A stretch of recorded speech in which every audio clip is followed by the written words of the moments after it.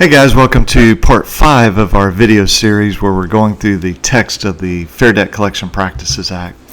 Today we'll cover section 1692D. Just as a quick review, 1692 tells us why Congress found the need to pass this law regulating debt collectors. 1692A is a list of definitions.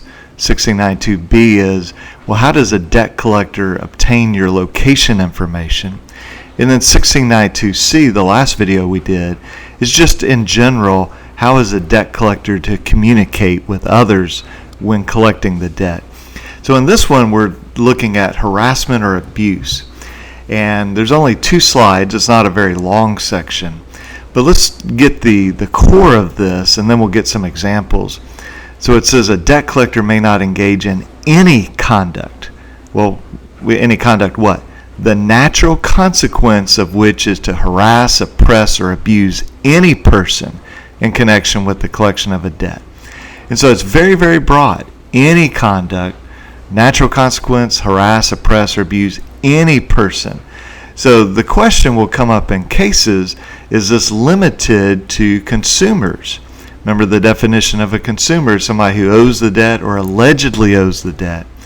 Well, the question that courts have to wrestle with is, this particular section talks about any person. And so we'll see that as we go through some case law. But then the next sentence says, without limiting the general application of the foregoing, the following conduct is a violation of this section. And you'll see this repeated. So section D is harassment, E is going to be lying or deception, and F will be unfair conduct. All 3 of those sections will say, here's the general rule, and then without limiting that, here are some specific examples.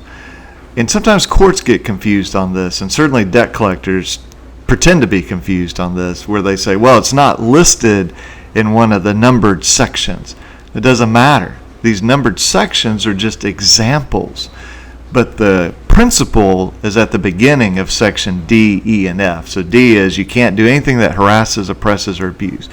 Well, here's an example. Number 1, if you use violence or criminal means, or you threaten the use of violence or criminal means, that's going to be absolutely harassment, oppression, or abuse and violate the FDCPA. And then number 2 is using obscene or profane language or language the natural consequence of which is to abuse the hearer or reader. So this is not saying that debt collectors have to be the most polite people in the world. What it is saying is, as a debt collector, if you're using profanity, if you're using obscene language, if you're using racial slurs, ethnic slurs, religious slurs, if you're doing things like that, then you almost certainly have violated section 1692D. And then here's the rest of this section.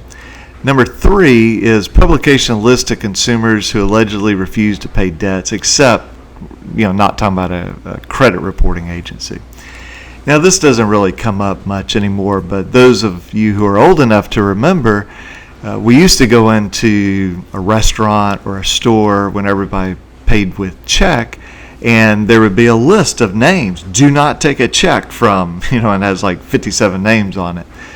Well, that would be a violation, except the store is not a debt collector. But if a debt collector said on their website, we're going to keep a list of everybody who owes debts, that would be a violation of this. But we don't really see this anymore. Same thing with number 4, the advertisement for sale of any debt to coerce payment. So if a debt buyer, debt collector, remember that's all we're talking about is a debt collector, which would include a debt buyer. If they put a list on their website and said, hey, we've got this $10,000 debt that John Watts owes and we're looking to sell it, well, that would be abusive towards me because that's sort of forcing me to have to pay that debt. And so they can't do that. But in all my years of suing debt collectors, I've never sued anybody over section 3 or 4. Section 5 here is the big one in the 1692D, causing a telephone to ring or engaging any person in telephone conversation repeatedly or continuously with intent to annoy, abuse, or harass any person at the called number. So you'll see in that section 5, it says any person twice. which again kind of suggests to us this is not just a consumer. So if they're calling your neighbor and repeatedly calling your neighbor and harassing them, well then, even though your neighbor is not a, quote, consumer, your neighbor would have the right to bring this suit.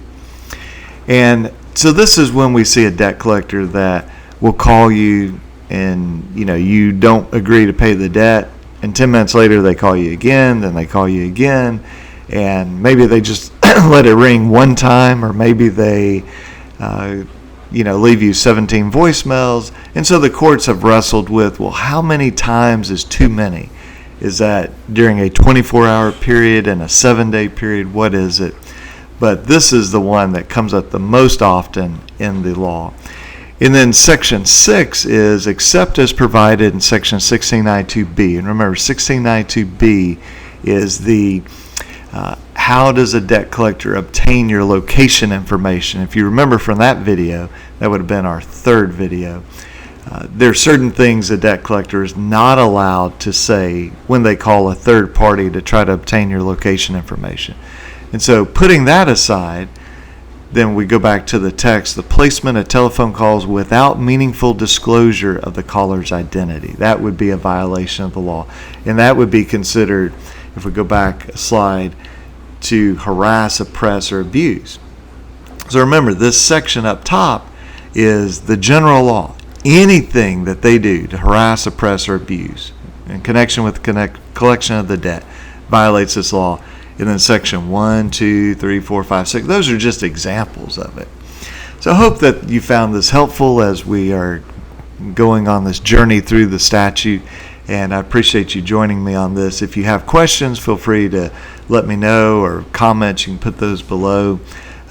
If you haven't already, feel free to subscribe to our channel so that you will be updated as we finish this series, and then we'll have other types of videos as well, but we'll also start going through a number of court decisions involving the FDCPA.